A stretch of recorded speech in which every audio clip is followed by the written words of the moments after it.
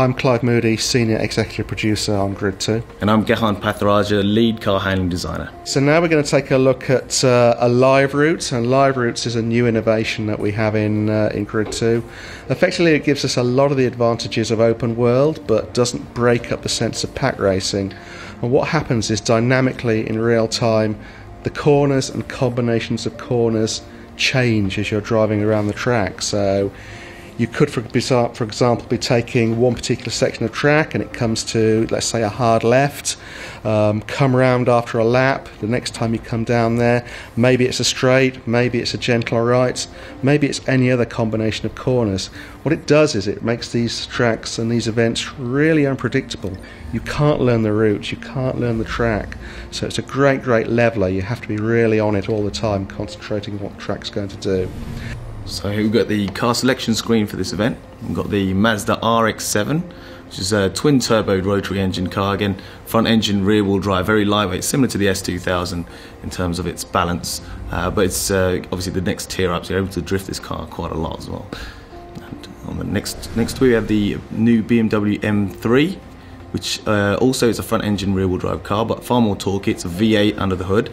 And it revs quite high as well. So these are very different cars, a different experience altogether. You've got something very lightweight and something very muscular on this track. Dubai is one of our new city locations in Grid 2.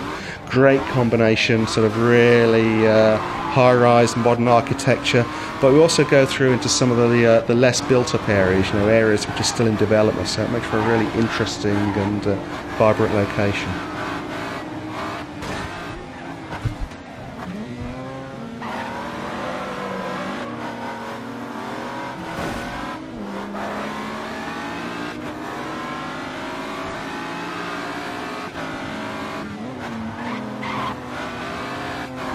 So when you're driving the BMW M3 compared to the RX-7, you'll be careful on corner exit. You don't want to put too much throttle down straight away. You'll find the tail coming out from under you. So you've got to be quite progressive with the throttle. It's a very powerful, torquey car.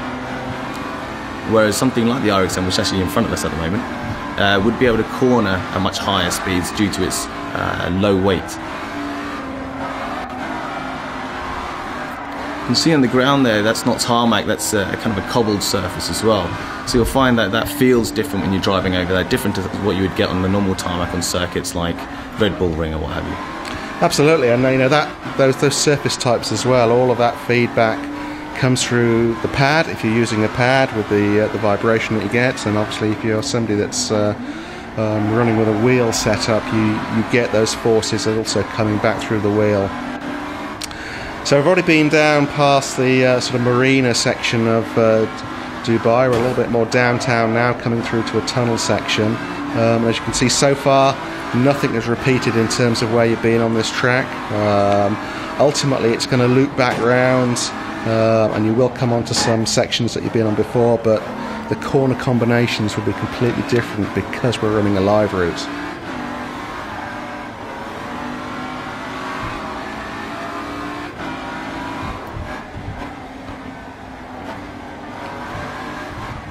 Just taking it a little bit gingerly because you can't learn the track, so no idea what's coming next. You can see we're actually back onto that marina section now, but we're driving the opposite way down it.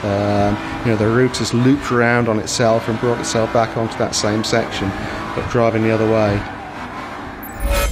Okay, so here we are on another run of a LiveRoute, and you'll see that we've started again in a completely different section of track. We're in downtown Dubai at the moment, in the built-up area, all the hotels and the rich part of Dubai, I guess. So let's talk a little bit about what we're seeing on the screen here. And the OSD you'll see is a little bit different to what we'd have in normal race events. Key thing really is we take away the mini-map. You'll see there's that little crossover arrow symbol going on in the bottom left-hand corner. This is to intensify that feeling of unpredictability even more. What we don't want is to let the player see the map and see what the route's going to be doing and understand what those corner combinations are going to be. So we take it away, because it really intensifies it. AI is pretty interesting. Obviously the AI has exactly the same challenge that you have as a player, in as much that they don't know what corners are coming up either. And I think it's a testament really to our advanced AI system and the fact that we have over 60 parameters that we can tune that just defines and describes how these other drivers are going to behave, you know, their ability to read corners and how much speed they will take into corners, you know, how aggressive they are, how heavy is their foot going to be, are they going to be accelerating out hard, are they going to be a little bit more measured. So they are making literally hundreds of decisions a second in the same way that you'll be doing as a player, to try and read the actual road, read the corners and understand what they're going to be doing. And there literally are millions of combinations of route that we can get out. Every single city that we have in the final game supports the LiveRoute system, and wherever there's a junction within that city, that's an opportunity for us to actually change the way that the track's going to run. So yeah, millions. You should never see the same route twice.